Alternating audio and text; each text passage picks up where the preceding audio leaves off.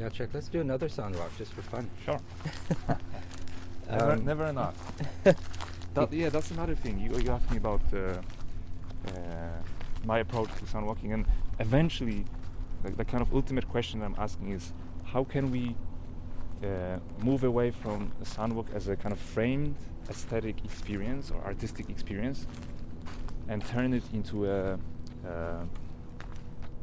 existential practice, or basically something that is just ingrained in our everyday life, and we don't have to frame it anymore. It's just basically part of our way of living. Can you give an example of that? Well, I mean, like kind of academic example would be the concept developed by Stephen Feld, right? The acoustemology, where basically listening, or kind of sonic way of being in the world, is just part of your culture, part of existence. You don't tell yourself, okay, I will listen to the world more carefully from now for another hour, and then I can just return back to my everyday life. But you basically just keep listening, right? And the kind of sonic sensitivity is one of the most important way of understanding the world, as opposed to kind of being pushed to the background and then only lifted up during those kinds of framed situations, such as a soundwalk. Well, I've been soundwalking in an analytical way, so I'll try to make sense of the sounds and what they're about. But there's also an absorption factor where you just allow the sounds to speak to you in their own language, right? As opposed to sort of rationally figuring them all out. So if we stop here and listen,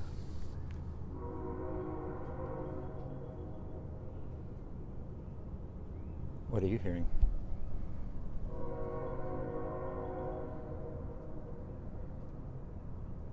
Well, I hear a coexistence of culture and nature, and at the same time kind of a friction, inherent friction of kind of two realms that in fact are just one realm, and we kind of try to maybe separate them. But also, we talked a little bit about this positionality, and we hear the whistle, the steam whistle of the train, and of course, from one perspective, and we heard some people here referring to that sound as being very calming and reassuring, right?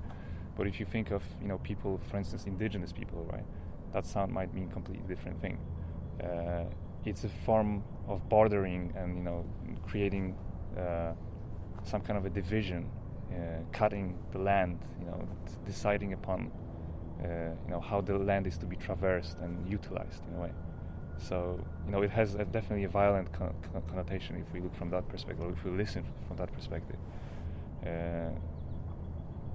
So I think that this is some kind of a sensitivity that I'm aiming at also, while teaching, to be able to also take that thought into consideration when we try to value or kind of assign value to different sounds.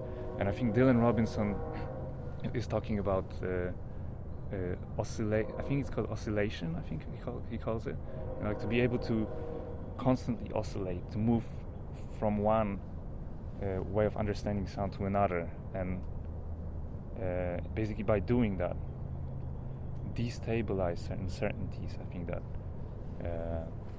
characterize our way of listening, and by doing that also becoming open to those other understandings and perceptions. And asking questions, We Right.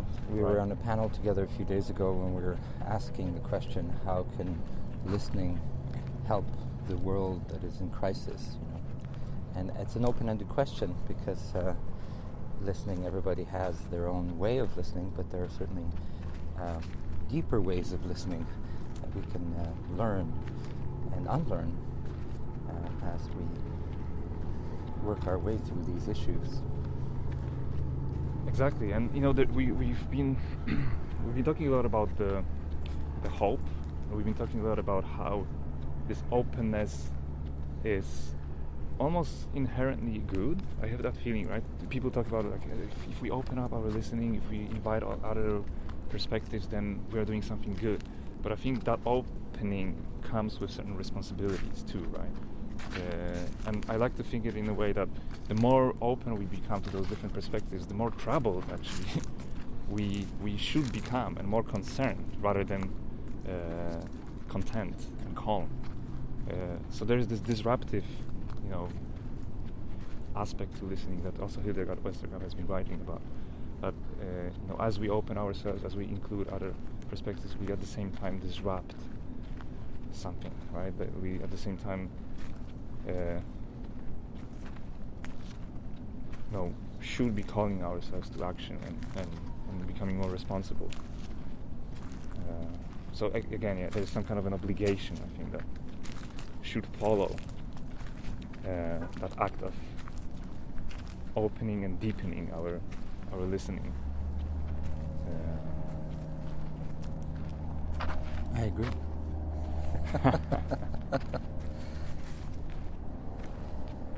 Well, thank you, Jacek, for this moment, and Thank you, Claude.